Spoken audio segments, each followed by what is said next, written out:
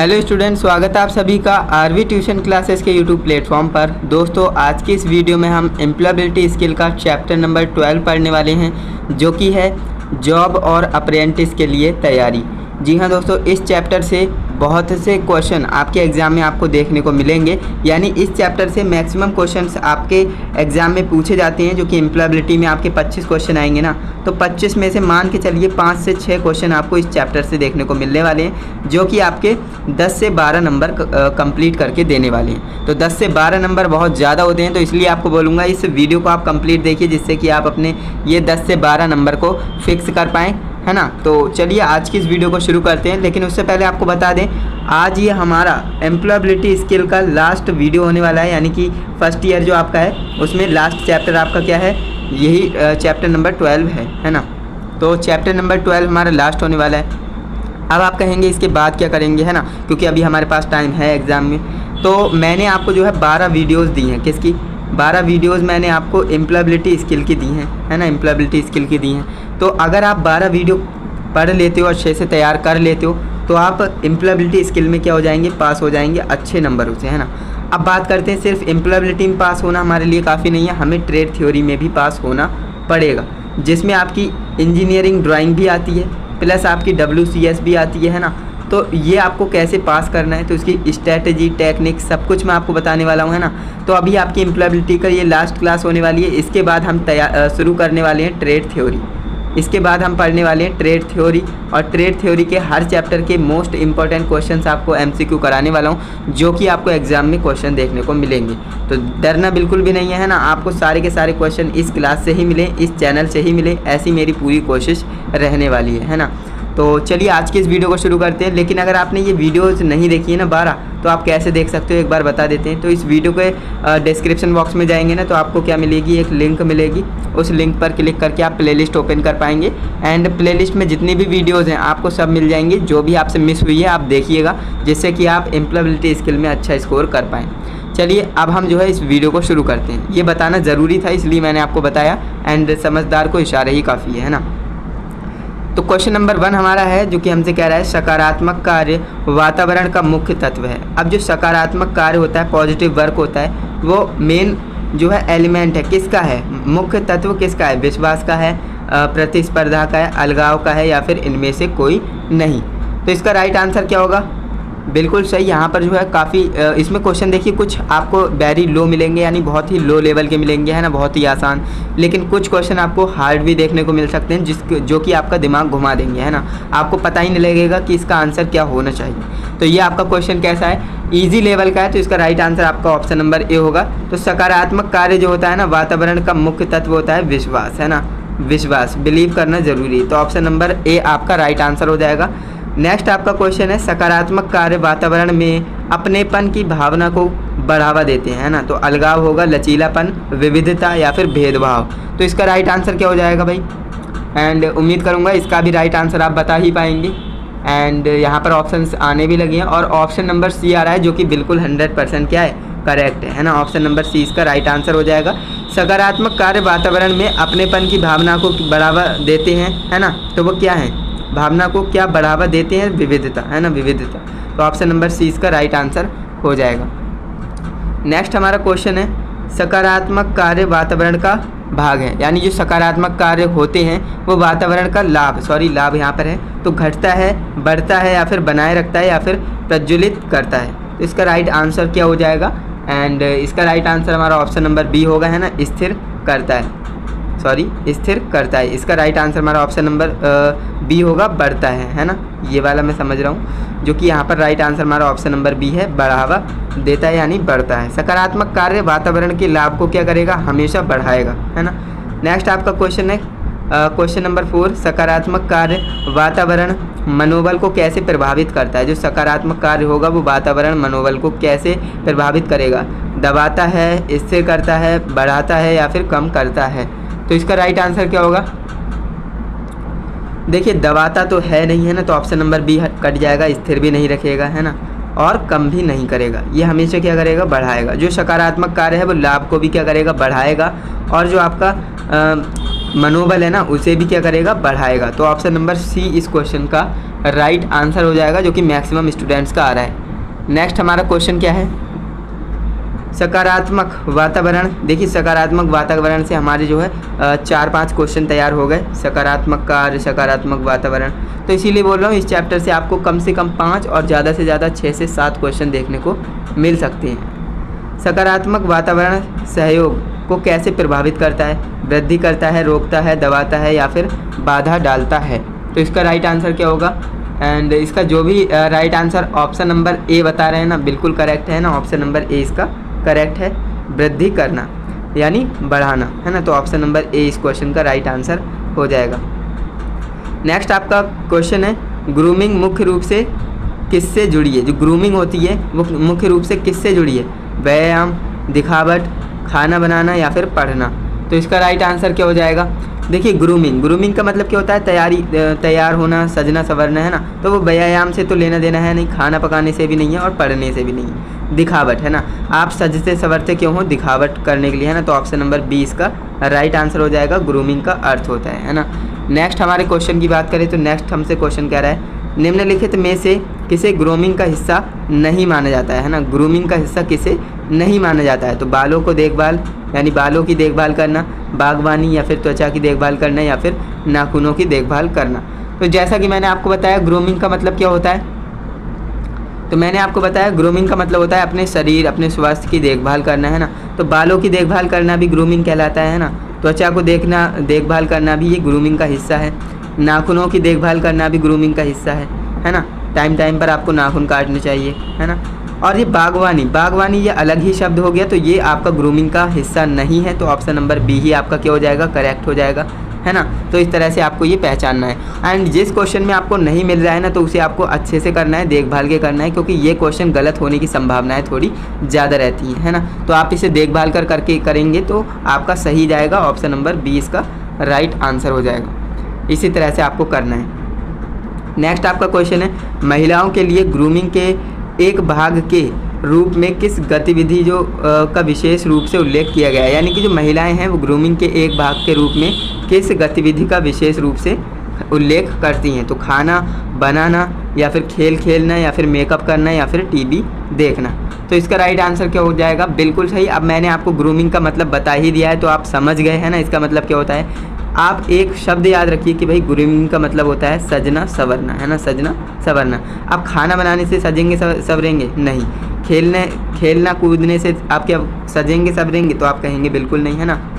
TV देखने से सज या संवर जाएंगे, तो बिल्कुल नहीं। आप मेकअप करेंगे तो आप सज संवर जाएंगे, है ना। तो लड़कियां ज़्यादातर क्या करती हैं, मेकअप करती हैं, तो ये आप क्यों करती हैं, सजने संवरने के लिए करती हैं, ग्रूमिंग के लिए करती हैं। तो ऑप्शन नंबर सी इस क्वेश्चन का राइट आंसर हो जाएगा।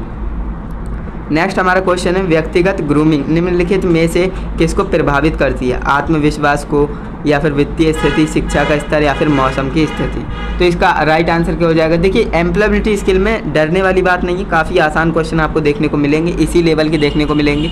अब यहाँ पर मैंने ग्रूमिंग का आपको मतलब बता ही दिया कि आप सजेंगे संवरेंगे, तो ये मतलब होता है ग्रूमिंग का। अब वित्तीय जो फाइनेंशियल कंडीशन होती है इससे तो कोई लेना देना ही नहीं है ना, और जो मौसम की स्थिति से भी कुछ लेना देना नहीं है ना, शिक्षा का स्तर से भी कुछ लेना देना नहीं है। तो एलिमिनेशन मेथड आप जरूर लगाया करें, क्योंकि एलिमिनेशन मेथड से क्वेश्चन का आंसर तक आप इजीली पहुंच सकते हो। जैसे कि मैंने यहाँ पर आपको बता दिया, आपको ग्रूमिंग का मतलब पता था और आप जो है इन्हें एलिमिनेट करते गए, तो ऑप्शन राइट ऑप्शन तक आप पहुँच गए। तो ए ऑप्शन इसका राइट आंसर हो जाएगा, आत्मविश्वास, कॉन्फिडेंस। अब ये राइट आंसर कैसे होगा, तो देखिए अगर आप सजेंगे संवरेंगे, अच्छे से अपनी स्वास्थ्य की देखभाल करेंगे, है ना, अपने बॉडी की देखभाल करेंगे, तो वो आपको जो है अंदर से अंदर कॉन्फिडेंस लेकर के आएगा। तो ऑप्शन नंबर ए इसका राइट आंसर हो जाएगा। यहाँ तक आपको कोई भी समस्या, कोई भी परेशानी नहीं होनी चाहिए। नेक्स्ट आपका क्वेश्चन है, ग्रूमिंग निम्नलिखित में से किसका प्रत्यक्ष संकेतक है। तो देखिए ग्रूमिंग से रिलेटेड कितने सारे क्वेश्चन करा दिए मैंने, है ना। तो संरचनात्मकता, अज्ञानता, अविश्वसनीयता या फिर व्यावसायिकता। तो इसका राइट आंसर क्या हो जाएगा, ये भी आपका आंसर काफ़ी आसान है इसका, है ना। एंड यहाँ पर आंसर आ भी रहा है, जो कि ऑप्शन नंबर डी कर रहे हैं, है ना। ऑप्शन नंबर यहाँ पर डी आ रहा है, जो कि करेक्ट होगा, है ना। ऑप्शन नंबर डी इसका करेक्ट होगा, व्यावसायिकता। तो ऑप्शन नंबर डी इसका करेक्ट आंसर हो जाएगा। एंड इसके बाद नेक्स्ट हमारा क्वेश्चन है, एक अच्छी तरह से तैयार व्यक्ति को अक्सर एक निम्नलिखित रिक्त स्थान कलाकार माना जाता है? गैर जिम्मेदार, विश्वसनीय, सुस्ती या फिर अनादर? तो इसका राइट आंसर क्या होगा? जैसा कि मैं यहाँ पर देख पा रहा हूँ ऑप्शन नंबर सी आ रहा है, जो कि गलत है। ऑप्शन नंबर बी इसका 100% करेक्ट है। तो जो भी ऑप्शन नंबर बी कर रहे हैं ना, बिल्कुल करेक्ट है ना। किसी एक अच्छी तरह से तैयार व्यक्ति को जो है अक्सर एक विश्वसनीय कलाकार माना जाता है ना, उसे क्या माना जाता है? विश्वसनीय कलाकार माना जाता है। तो ऑप्शन नंबर बी इसका राइट आंसर हो जाएगा। नेक्स्ट क्वेश्चन हमारा हमसे कह रहा है व्यक्तिगत स्वच्छता का मुख्य लक्ष्य है। जो पर्सनल आप अपने आप को स्वच्छ रखेंगे तो उसका क्या मुख्य लक्ष्य होता है, उसका गोल क्या होता है? धन संचय करना, अराजकता फैलाना, स्वच्छता बनाए रखना या फिर भूख लगना? तो इसका राइट आंसर क्या हो जाएगा, जो कि काफ़ी आसान है ना। अगर आप स्वच्छ रहेंगे, साफ़ सुथरे बनकर रहेंगे, है ना, तो स्वच्छता बनाए रखेंगे। तो ऑप्शन नंबर सी आपका राइट आंसर हो जाएगा। इतने आसान क्वेश्चन आते हैं, बताओ।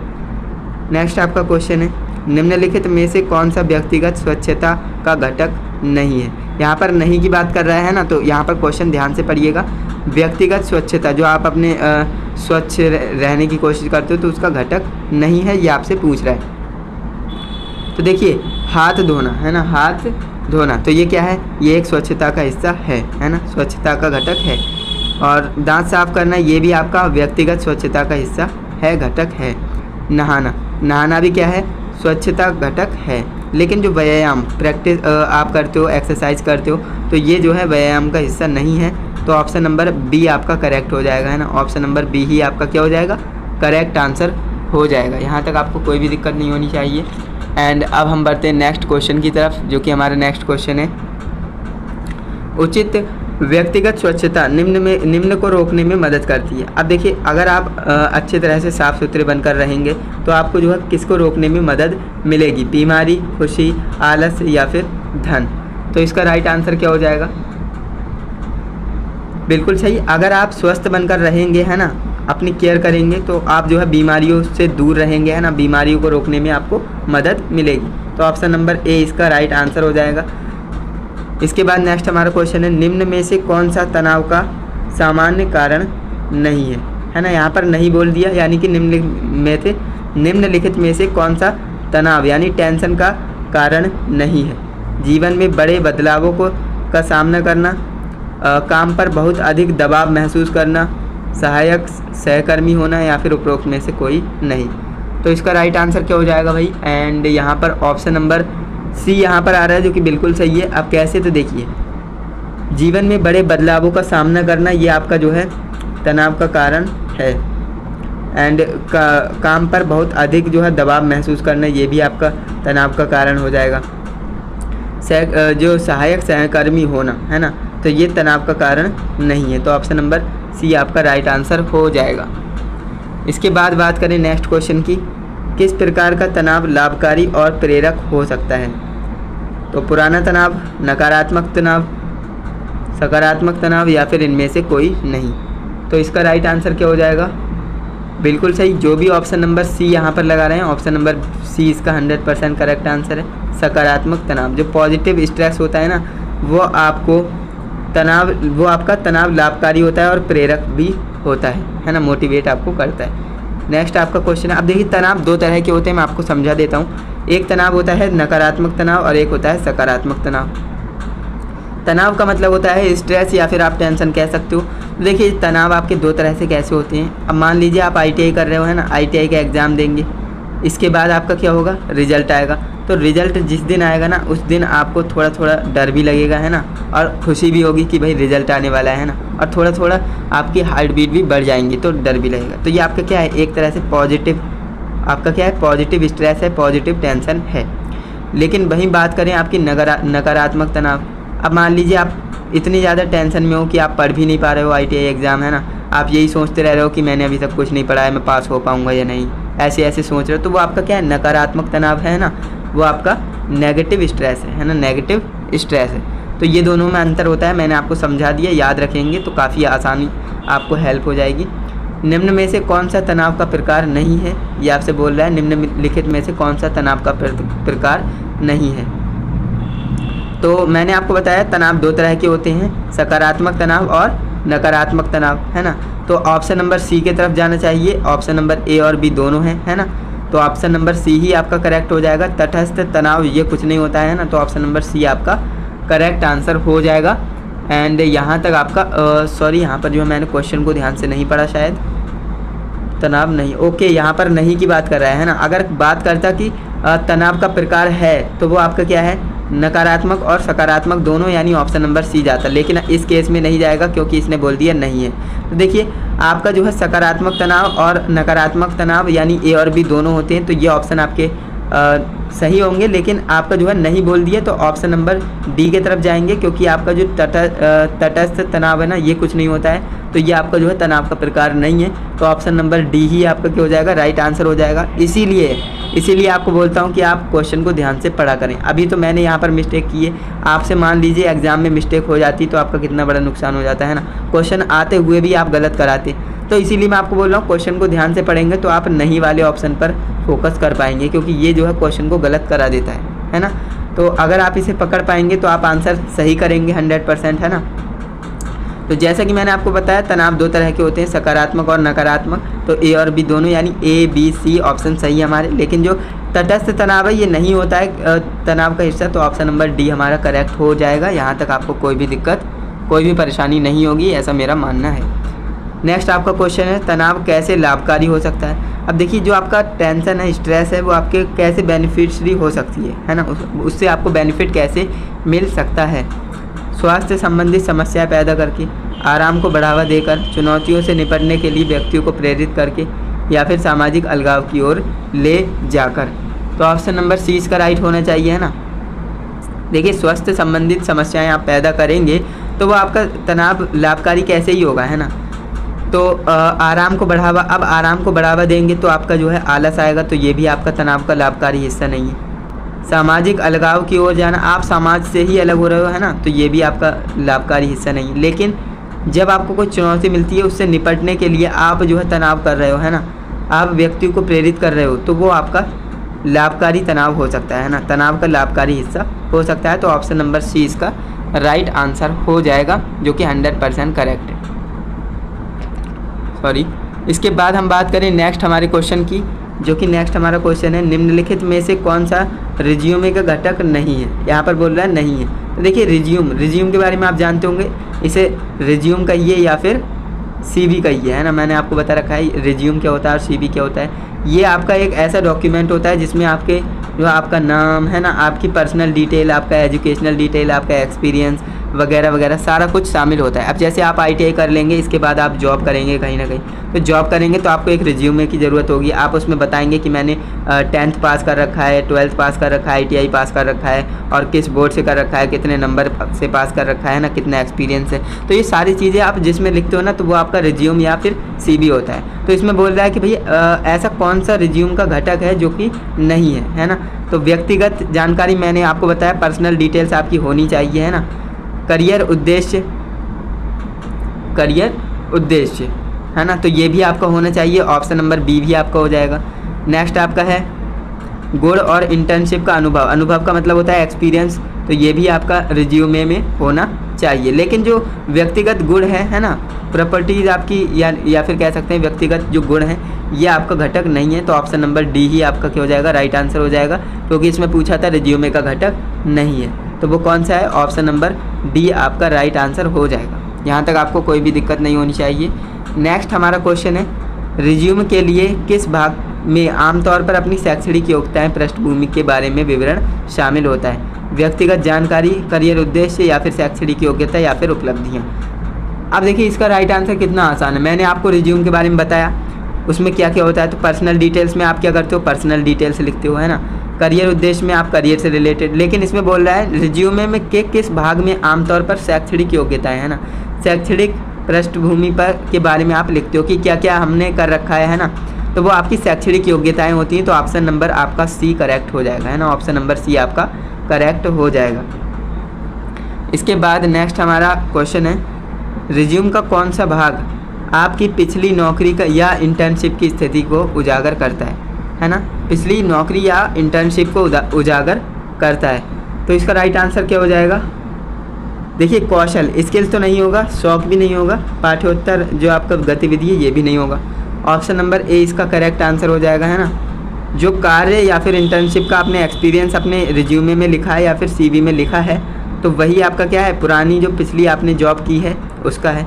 अब मान लीजिए आपने ITI कर ली, इसके बाद आपने 2 साल किसी कंपनी में काम किया, है ना, 2 साल आपने किसी कंपनी में काम किया।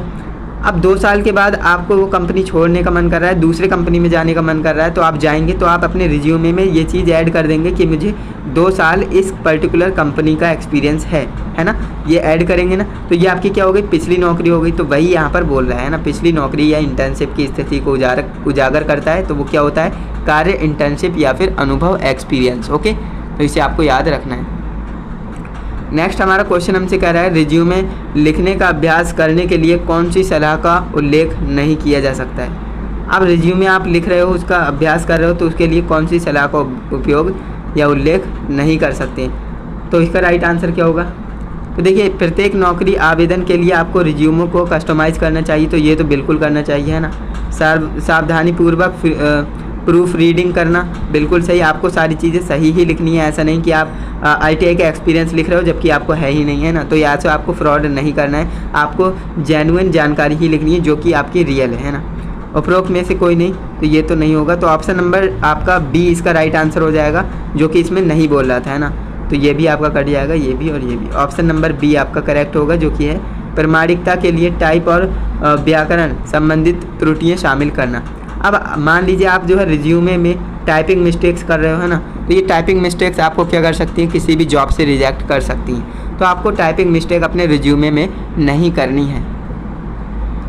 नेक्स्ट आपका क्वेश्चन है, साक्षात्कार मुख्य रूप से किसके लिए आयोजित किया जाता है। अब जो साक्षात्कार का मतलब क्या होता है, इंटरव्यू, है ना।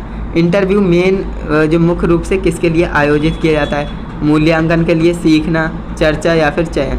तो इसका राइट आंसर क्या हो जाएगा, बिल्कुल इसका राइट आंसर यहाँ पर मैं देख पा रहा हूँ, ऑप्शन नंबर A मुझे देखने को मिल रहा है, जो कि मूल्यांकन है ना, जो कि बिल्कुल 100% करेक्ट हो जाएगा, मूल्यांकन।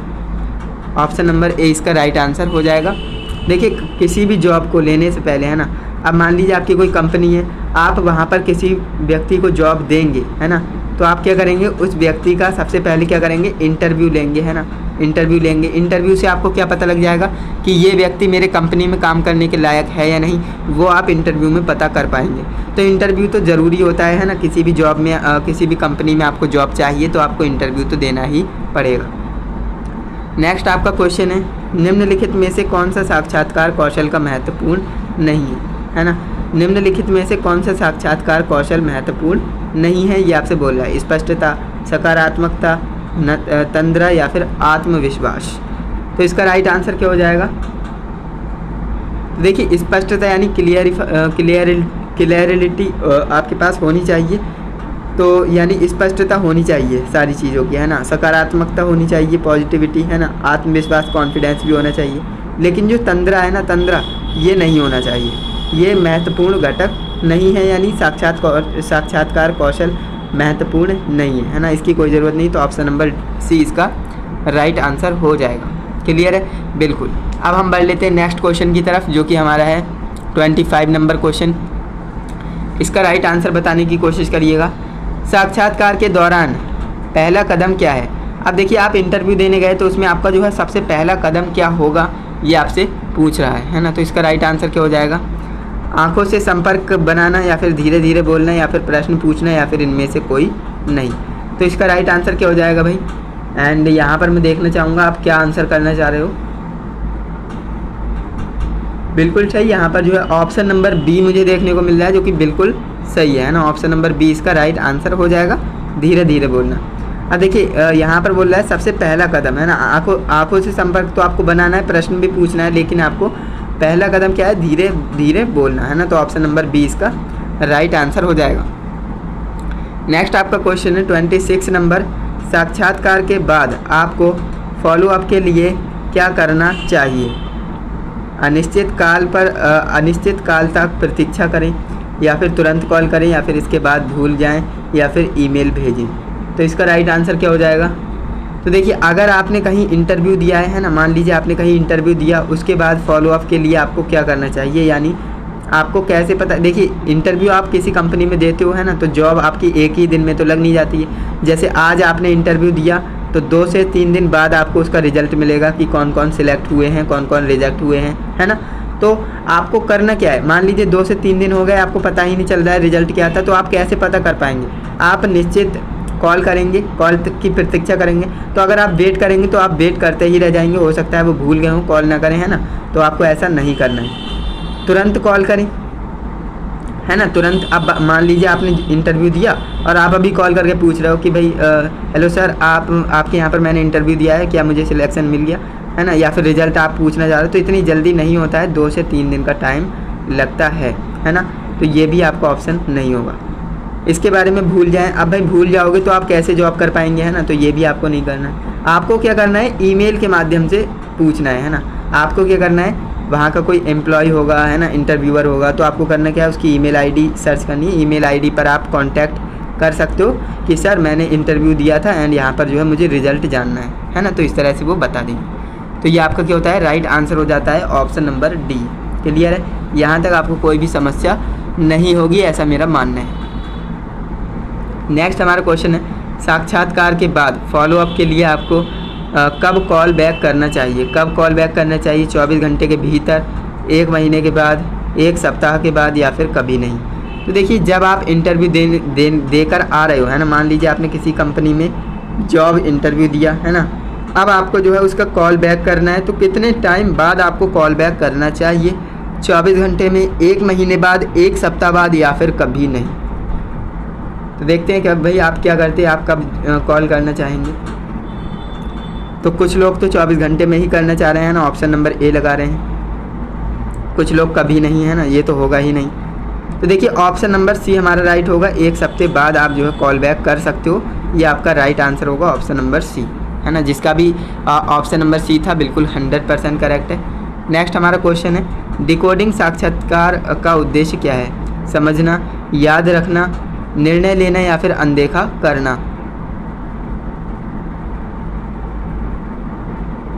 तो जैसा कि मैं यहाँ पर देख पा रहा हूँ ऑप्शन नंबर ए आ रहा है, जो कि बिल्कुल करेक्ट हो जाएगा, है ना। डिकोडिंग साक्षात्कार का उद्देश्य होता है समझना। तो ऑप्शन नंबर ए इस क्वेश्चन का राइट आंसर हो जाएगा। नेक्स्ट हमारा क्वेश्चन है, साक्षात्कार का सामना करने के लिए क्या करें के अंतर्गत कौन सी क्रिया सूचीबद्ध है। यानी साक्षात्कार का सामना आपको करना है तो उसके लिए क्या करना है ना। साक्षात्कारकर्ता के बीच रोकना, या फिर मोबाइल फ़ोन का उपयोग करना, या फिर समय पर पहुंचना, या फिर गलत जानकारी देना। तो यहाँ पर बात करें इसका राइट आंसर की, तो इसका right answer option number C होगा, है ना, समय पर पहुँचना। सबसे पहली बात, अगर आपका कहीं पर इंटरव्यू है तो आपको वहाँ पर टाइम पर पहुँचना है। ऐसा नहीं कि आप वहाँ पर 1 घंटे या फिर 2 घंटे लेट पहुँच रहे हो, तो ऐसा करेंगे तो आप वैसे ही जॉब से रिजेक्ट कर दी जाएंगे, क्योंकि आप टाइम से नहीं आए, है ना। तो टाइम मैनेजमेंट ज़रूरी है, यानी कि टाइम से पहुँचना ज़रूरी है, समय पर पहुँचना ज़रूरी है। तो ऑप्शन नंबर सी इस क्वेश्चन का राइट आंसर हो जाएगा। नेक्स्ट क्वेश्चन हमारा है, साक्षात्कार में आमतौर पर पूछा जाने वाला प्रश्न है, आपका पसंदीदा रंग क्या है, आप स्वयं को 5 साल बाद कहाँ देखते हैं, आप कितने भाई बहन हैं, आपको क्या पिज़्ज़ा पसंद है ना। तो यहाँ पर बोल रहा है कि साक्षात्कार में आमतौर पर कौन से प्रश्न पूछे जाते हैं। तो इसका राइट आंसर क्या होगा ये आप मुझे बताएंगे। बिल्कुल सही। तो यहाँ पर देखिए, आप इंटरव्यू देने जाएंगे तो क्या आपसे ये थोड़ी ना पूछा जाएगा कि आपकी पसंदीदा रंग क्या है ना। आपको पिज़्ज़ा कौन सा पिज़्ज़ा खाना पसंद है ना, आप कितने भाई बहन हैं, तो ये आपसे नहीं पूछा जाएगा। आपसे पूछा जाएगा कि आप स्वयं को 5 साल बाद, है ना, 5 साल बाद कहाँ पर देखते हैं, है ना। आप अपने आप को 5 साल बाद कहाँ पर स्टैंड करते हो, ये आपसे पूछा जाता है इंटरव्यू में। तो ऑप्शन नंबर बी आपका क्या हो जाएगा, करेक्ट आंसर हो जाएगा। इसके बाद नेक्स्ट हमारा जो क्वेश्चन है, मॉक इंटरव्यू का प्राथमिक उद्देश्य है। अब देखिए मॉक इंटरव्यू क्या होता है, सबसे पहले इसकी बात करते हैं। तो आपने मॉक टेस्ट का नाम सुना होगा, है ना, मॉक टेस्ट। तो मॉक टेस्ट आप क्यों देते हो, जिससे कि आपको रियल एग्जामिनेशन का अंदाज़ा हो जाए, रियल एग्ज़ाम कैसे देते हैं, है ना, वो आप उस डिसिप्लिन में जा सकें। तो उसे हम क्या कहते हैं, मॉक टेस्ट कहते हैं। मॉक टेस्ट देना ज़रूरी है, अगर आपको किसी भी एग्ज़ाम में पास होना है अच्छे नंबर से, है ना, तो आपको मॉक टेस्ट देना ज़रूरी है। तो मॉक इंटरव्यू क्या होगा, ये भी आपका क्या होगा, एक तरह से रियल इंटरव्यू की तरह होगा, है ना। और ये आपका क्या होगा, जिसे हम नकली इंटरव्यू कहते हैं ना।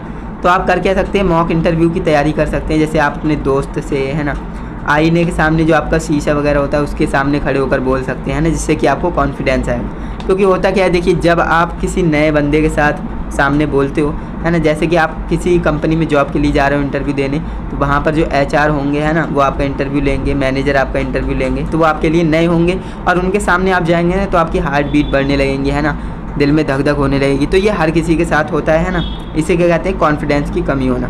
तो ये कॉन्फिडेंस की कमी तभी आएगी आपके अंदर जब आप मॉक इंटरव्यू दे चुके होंगे, है ना, तो आपकी ये कमी दूर हो जाएगी। मॉक इंटरव्यू कैसे दे सकते हैं, तो आप जो है अपने सीनियर से, है ना, सीनियर से जो इंटरव्यू ले चुका है या फिर इंटरव्यू दे चुका है उसे आप इंटरव्यू दे सकते हो, या फिर आप अपने बड़े भाई बहन के सामने इंटरव्यू दे सकते हो जो कि इंटरव्यू दे चुके हों, है ना। ऐसा नहीं कि जिसे इंटरव्यू के बारे में कुछ पता नहीं है उसके सामने आप इंटरव्यू दे रहे हो, तो ऐसा नहीं करना है। या फिर आप अपने शीशे के सामने खड़े होकर बोल सकते हो, है ना, प्रैक्टिस कर सकते हो। या फिर आप अपने टीचर या फिर जो आपके प्रोफेसर हैं उनके सामने आप इंटरव्यू दे सकते हो। तो ये इंटरव्यू मॉक टेस्ट के जो मॉक इंटरव्यू है, ये इसका तरीका बता रहा हूँ, है ना।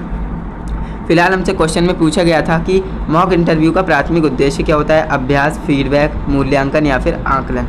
तो इसका राइट आंसर क्या हो जाएगा, बिल्कुल सही, फीडबैक, है ना।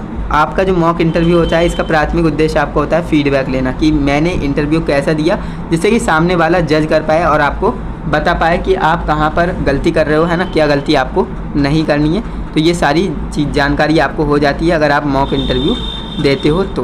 क्लियर है। इसके बाद हम नेक्स्ट क्वेश्चन पे बढ़ते हैं, जो कि नेक्स्ट हमारा क्वेश्चन है, मॉक इंटरव्यू आमतौर पर कितने समय तक चलता है। जो मॉक इंटरव्यू हमारा होता है वो आमतौर पर कितने समय तक चलता है ये हमें बताना है। तो 10 से 20 मिनट, 15 से 20 मिनट, 20 से 25 मिनट, या फिर 20 से 30 मिनट, या फिर 30 से 40 मिनट। तो इसका राइट आंसर आप बता ही पाएंगे ऐसा मुझे लगता है। तो देखते हैं भाई आप इसका राइट आंसर क्या कर रहे हो। तो 32 नंबर क्वेश्चन है हमारा, जिसका राइट आंसर यहाँ पर क्या आ रहा है, ऑप्शन नंबर यहाँ पर सी भी आ रहा है और डी भी आ रहा है ना। ऑप्शन नंबर सी और डी, आप कंफ्यूज हो कि ऑप्शन नंबर सी इसका राइट होगा या फिर ऑप्शन नंबर डी इसका राइट होगा। तो मैं आपकी जानकारी के लिए बता दूं, जो ऑप्शन नंबर डी लगा रहे हैं ना बिल्कुल करेक्ट है उनका। ऑप्शन नंबर डी इसका राइट आंसर हो जाएगा। 30 से 40 मिनट का आपका मॉक इंटरव्यू होता है। नेक्स्ट आपका क्वेश्चन है, मॉक इंटरव्यू के दौरान फीडबैक एकत्रित करने का जो अनुशंसित तरीका है वो क्या है। वीडियो रिकॉर्ड करना, नोट्स लेना, दोस्तों से पूछना, या फिर इनमें से कोई नहीं। तो इसका राइट आंसर क्या हो जाएगा, मॉक इंटरव्यू के दौरान आपको फीडबैक एकत्रित करना है, तो उसका सही तरीका क्या हो सकता है ये आपको बताना है। तो यहाँ पर मैं देख पा रहा हूँ ऑप्शन नंबर सी आ रहा है यहाँ पर, ऑप्शन नंबर सी है ना, जो कि ऑप्शन नंबर सी इसका करेक्ट नहीं है ना। ऑप्शन नंबर सी इसका करेक्ट नहीं है। तो यहाँ पर बात करें इसका ऑप्शन नंबर ए करेक्ट होगा, है ना, वीडियो रिकॉर्ड करना। आप जब मॉक इंटरव्यू दे रहे हो तो आप हो सके तो एक वीडियो रिकॉर्ड कर लेना, जिससे कि आप अपनी गलतियों को पहचान पाएँ, कहाँ पर आप गलती कर रहे हो, है ना, वो सारी चीज़ें आप पहचान पाएँ। इसके बाद हमारा नेक्स्ट क्वेश्चन है, आप एक पेशेवर नेटवर्क बना सकते हो, है ना। आप एक जो प्रोफेशनल नेटवर्क बना सकते हो, कैसे, लाइब्रेरी में, मूवी थिएटर में, किराना स्टोर या फिर सामाजिक कार्यक्रम। तो इसका राइट आंसर क्या हो जाएगा, देखिए आप लाइब्रेरी में तो प्रोफेशनल नेटवर्क नहीं बना सकते, मूवी थिएटर में भी नहीं बना सकते, किराना स्टोर पर भी नहीं बना सकते, लेकिन आप सामाजिक कार्यक्रम में अपना प्रोफेशनल नेटवर्क यानी पेशेवर नेटवर्क बना सकते हो। तो राइट आंसर आपका ऑप्शन नंबर डी हो जाएगा। नेक्स्ट आपका क्वेश्चन है, जो कि है आपके पेशेवर नेटवर्क में कौन हो सकते हैं। आपके पेशेवर नेटवर्क जो आपने प्रोफेशनल नेटवर्क बिल्ड किया है, तो उसमें कौन कौन हो सकते हैं, पड़ोसी, अनजान लोग, कॉलेज के प्रोफेसर, या फिर काल्पनिक पात्र। तो इसका जो है राइट आंसर क्या हो जाएगा भाई। तो यहाँ पर बात करें इसके राइट आंसर की, तो देखिए पड़ोसी तो होंगे नहीं, है ना, अनजान लोग तो वैसे ही नहीं होंगे, काल्पनिक छात्र भी नहीं होंगे, काल्पनिक पात्र। एंड जो आपका ऑप्शन नंबर सी है ना, कॉलेज के प्रोफेसर, ये आपके हो सकते हैं प्रोफेशनल नेटवर्क, है ना। कॉलेज के प्रोफेसर आपके क्या हैं, कॉलेज के प्रोफेसर क्या हैं, पेशेवर नेटवर्क हैं, यानी प्रोफेशनल नेटवर्क हैं। तो ऑप्शन नंबर सी आपका राइट आंसर हो जाएगा। नेक्स्ट हमारा क्वेश्चन है, नेटवर्किंग के जरिए आप नौकरी के अवसर कहाँ पा सकते हो। नेटवर्किंग के जरिए आप नौकरी के अवसर कहाँ पा सकते हो, सुपरमार्केट में, पूर्व छात्र क्लब में, जिम में, या फिर अकादमी सेंटर में। तो इसका राइट आंसर क्या हो जाएगा। एंड यहाँ पर मैं देख पा रहा हूँ जो कि option number B maximum students कर रहे हैं, है ना, जो कि बिल्कुल करेक्ट है। पूर्व छात्र क्लब, जो पूर्व छात्र होते हैं ना, जो यानी आपके सीनियर जो हैं उनके ज़रिए आप नेटवर्किंग के ज़रिए आपको नौकरी के अवसर मिल सकते हैं। तो ऑप्शन नंबर बी आपका राइट आंसर हो जाएगा। नेक्स्ट आपका क्वेश्चन है पेशेवर नेटवर्किंग का एक लाभ क्या है। जो पेशेवर नेटवर्किंग होती है इसका लाभ क्या होता है? अलगाव में वृद्धि, अवसरों की कमी, या फिर पेशेवर संबंधित बनना, या फिर सीमित विकास। तो इसका राइट आंसर भी आप बता ही रहे होंगे जो कि काफ़ी आसान है। ऑप्शन नंबर सी इसका राइट हो जाएगा, पेशेवर संबंध बनाना। तो ऑप्शन नंबर सी इसका राइट आंसर हो जाएगा। अब देखिए पेशेवर आपने जो प्रोफेशनल रिलेशन बना रखा होगा है ना, प्रोफेशनल नेटवर्क बना रखा होगा, तो उसको आपको लाभ देखने को मिलेगा, जॉब लगने में आसानी हो जाएगी है ना, और भी बहुत फ़ायदे होते हैं। नेक्स्ट आपका क्वेश्चन है अस्वीकृति और असफलता को सकारात्मक रूप से संभालने का एक जो है ज़बरदस्त पहलू क्या है, ज़रूरी पहलू क्या है? स्वीकृति, लचीलापन, दर्पण, या फिर इनकार। तो इसका राइट आंसर क्या हो जाएगा? जो कि यहाँ पर मैं देख पा रहा हूँ ऑप्शन नंबर बी आ रहा है, जो कि 100% करेक्ट है। तो इसका राइट आंसर आपका ऑप्शन नंबर बी करेक्ट हो जाएगा। तो दोस्तों बात करें अब हम नेक्स्ट क्वेश्चन की। 39 नंबर क्वेश्चन है असफलता का अनुभव करने के बाद आप अनुशंसित चरण क्या है? तो ये आपको बताना है, पीछे हटना, दोष देना, सीखना, या अनदेखा करना। तो इसका राइट आंसर आप बता ही देंगे भाई, काफ़ी आसान है। असफलता का अनुभव यानी फेलियर का एक्सपीरियंस के बाद आपको क्या होता है ना, क्या करते हो आप? तो ऑप्शन नंबर इसका क्या राइट होगा? ऑप्शन नंबर सी जो लगा रहे हैं बिल्कुल सही है ना, सीखना। अब देखिए आप फेलियर के अनुभव लिया है आपने है ना, तो आप सीखते हैं है ना, यानी फेलियर से आपको सीखने को मिलता है। तो ऑप्शन नंबर सी इसका राइट आंसर होगा। नेक्स्ट क्वेश्चन है अस्वीकृति और असफलता का सामना करते समय किस मानसिकता को प्रोत्साहित किया जाता है? विकास, स्थिर, विकास, या फिर पराजित। तो इसका राइट आंसर क्या हो जाएगा? कौन से माइंडसेट को जो है आगे बढ़ने में सहायता मिलती है? तो ये आपको बताना है। तो इसका ऑप्शन नंबर ए हमारा क्या होगा? राइट आंसर होगा विकास है ना, विकासशील मानसिकता का ये क्या है? उदाहरण, यानी उदाहरण है। देखिए अस्वीकृति और असफलता का सामना करना विकासशील मानसिकता का उदाहरण हो जाएगा। तो ऑप्शन नंबर ए इसका राइट आंसर हो जाएगा। नेक्स्ट हमारा क्वेश्चन है कार्यस्थल में एक बुरा अभ्यास क्या है? यानी कार्यस्थल में एक बुरा अभ्यास क्या होता है? खुला और ईमानदार संचार, कंपनी में बढ़ने के अवसर, या फिर अच्छा कार्य जीवन संतुलन बनाना, या फिर सहकर्मी के बीच कोई विश्वास नहीं। तो इसके हम राइट आंसर की बात करें ना, तो देखिए जो कार्यस्थल पर एक बुरा अभ्यास है, देखिए खुला और ईमानदार संचार ये तो अच्छी बात है, कंपनी में बढ़ने के अवसर ये भी एक अच्छी बात है, अच्छा कार्य जीवन संतुलन ये भी एक अच्छी बात है। लेकिन जो सहकर्मी आपका है ना, जिसके साथ आप काम कर रहे हो, उसके बीच आपको जो है उस पर विश्वास ही नहीं है ना, तो ये जो है गलत है ना, तो ये गलत है। तो ऑप्शन नंबर डी आपका क्या होगा? राइट आंसर होगा है ना, ऑप्शन नंबर डी इसका क्या हो जाएगा? राइट आंसर हो जाएगा।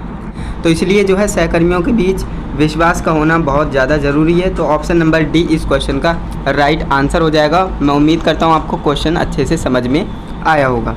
नेक्स्ट हमारा क्वेश्चन हमसे कह रहा है कि सहकर्मियों के साथ अच्छे पेशेवर संबंध रिक्त स्थान की भावना दे सकते हैं। आप देखिए सहकर्मी क्या होता है, मैंने आपको बताया, जो साथ में काम करता है उसे हम सहकर्मी कहते हैं। तो जो आपके साथ में काम कर रहा है, अच्छे संबंध आप बनाकर रखेंगे तो ये भावना दे सकते हैं किसकी? नौकरी की संतुष्टि, डर, भ्रम, या फिर नकारात्मक ऊर्जा।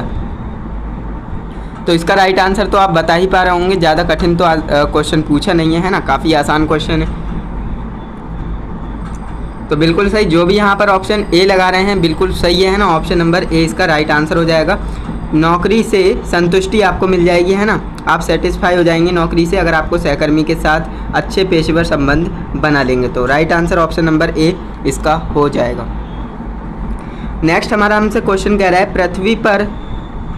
पृथ्वी पर संसाधनों को बेचने का एक अच्छा तरीका है। ये में नहीं होगा है ना, पृथ्वी पर या फिर में संसाधनों को बेचने का अच्छा तरीका होता है क्या? कम बिजली का उपयोग, कम प्रदूषण पैदा करना, प्लास्टिक का कम उपयोग करना, या फिर ये सभी।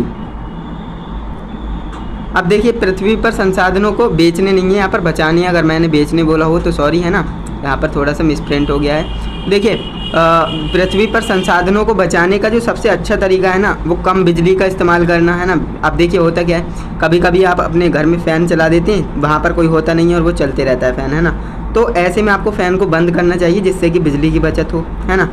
एंड जो बेफालतू में दिन में बाहर जो बल्ब लगे होते हैं वो जलाना बेकार है ना, तो उसे भी बंद करके रखना चाहिए। इससे क्या होगा, बिजली की बचत होगी, है ना। और कम प्रदूषण कैसे कर सकते हैं, है ना, प्रदूषण कम फैलाना है एंड प्लास्टिक का उपयोग हमें कम करना है। तो ऑप्शन नंबर डी इसका राइट आंसर होगा। ये सभी क्लियर है, यहाँ तक आपको अच्छे से समझ में आ रहा होगा। नेक्स्ट हमारा क्वेश्चन है, गणेश जो है प्रतिदिन अपने सहकर्मियों को बधाई देता है। गणेश क्या करता है, प्रतिदिन रोज़ अपने सहकर्मियों को बधाई देता है। वह काम पर रिक्त स्थान बनाए रखने की कोशिश कर रहा है। अब गणेश जो है अपने कार्यस्थल पर यानी काम पर क्या बनाए रखने की कोशिश कर रहा है, कौशल, अच्छे संबंध, गुस्सा या फिर शक्ति।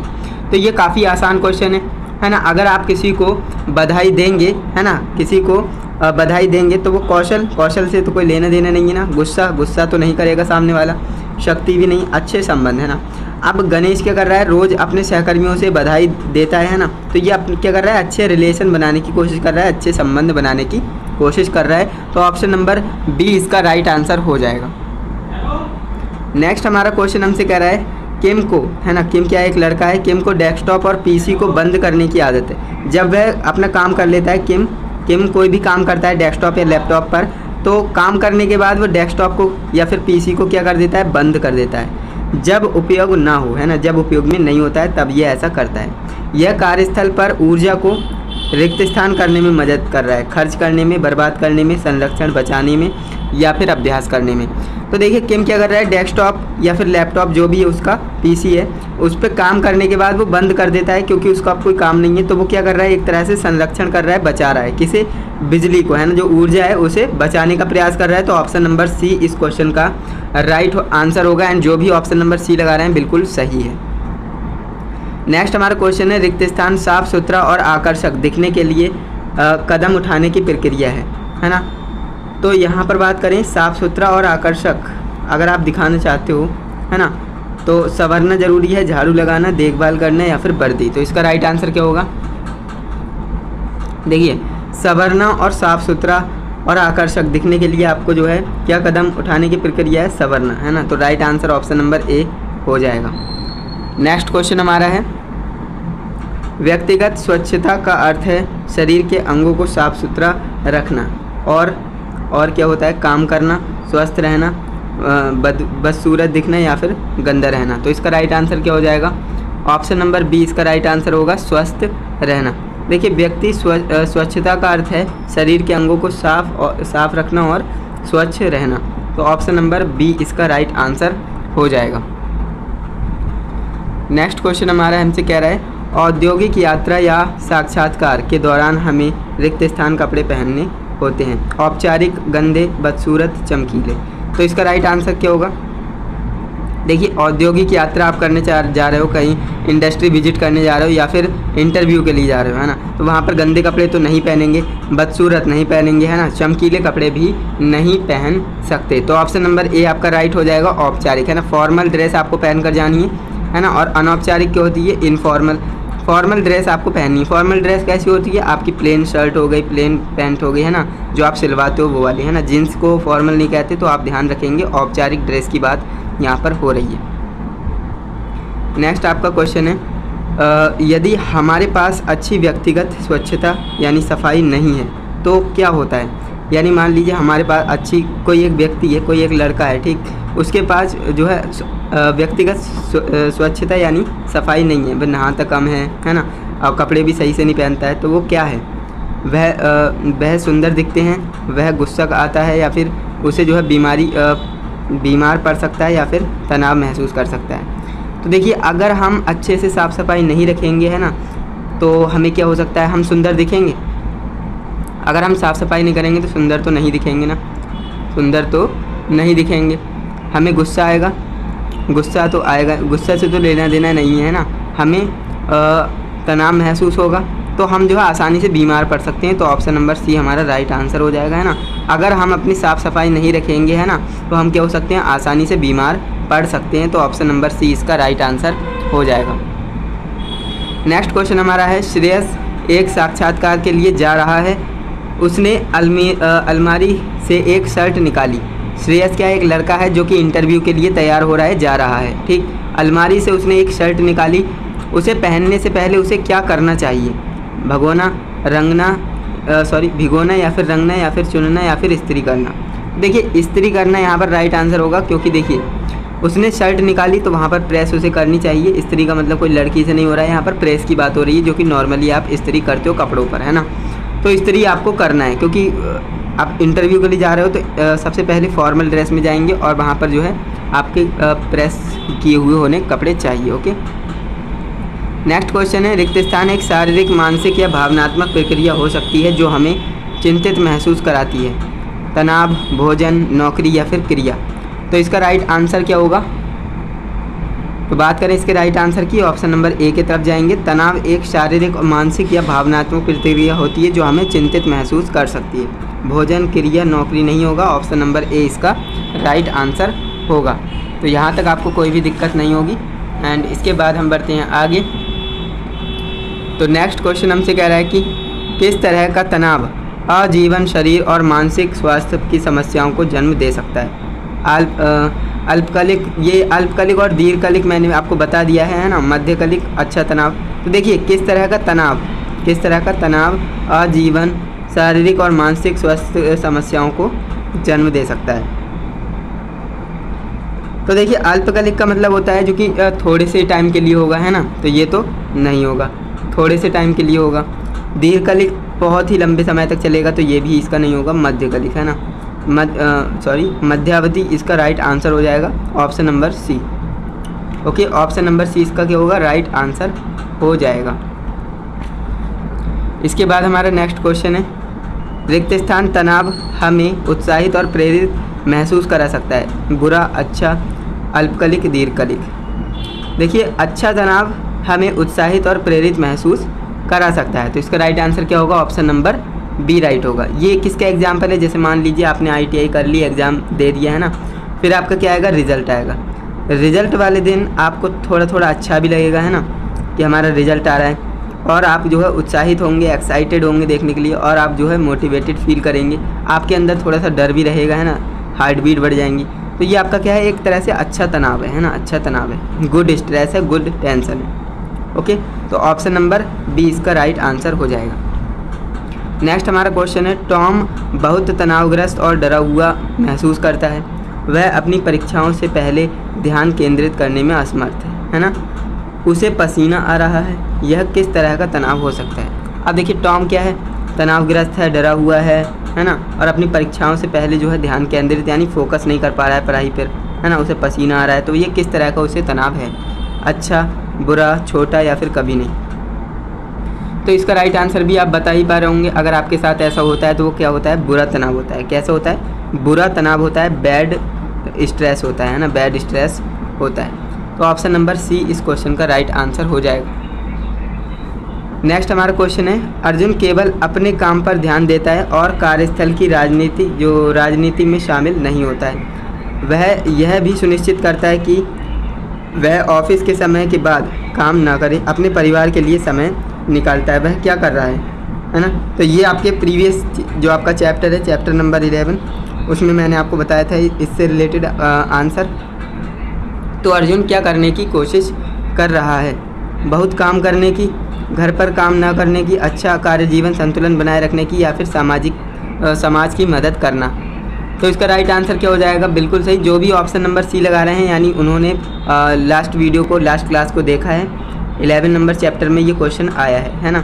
अच्छा कार्य जीवन में संतुलन बनाए रख रहा है। अब देखिए होता क्या है, जॉब होती है आपकी एक, है ना, आपकी क्या होती है? एक जॉब होती है, और एक आपकी होती है पर्सनल लाइफ, है ना। क्या होती है? Personal life. इन दोनों के बीच में आपको क्या बनाकर रखना होता है? बैलेंस, है ना, संतुलन।